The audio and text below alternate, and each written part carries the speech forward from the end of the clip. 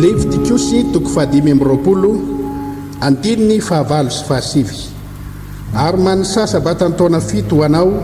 dia fito taona impito ka nihanisanao ny andro nireo sabata taona fito ireo dia 7 taona dia mitsofa anjomara avo feo amin'ny andro fahafolo amin'ny volana fahafito dia amin'ny andro fanavotana no itsofanareo anjomara heran'ny taninareo hira ny hira ampiraisankina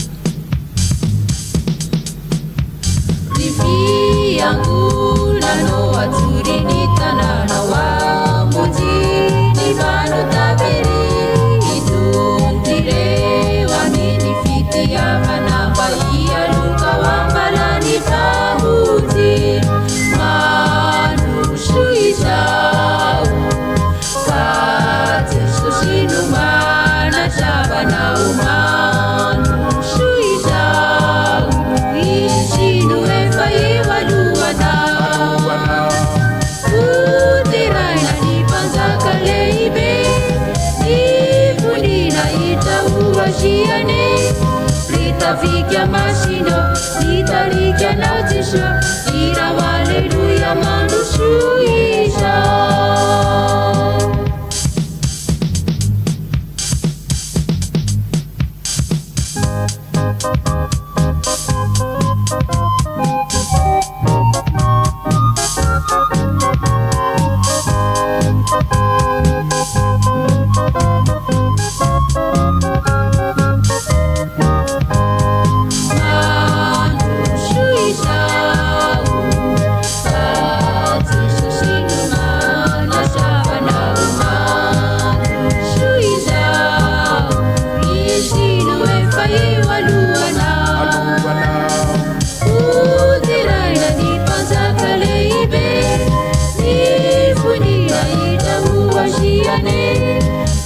Vika masino,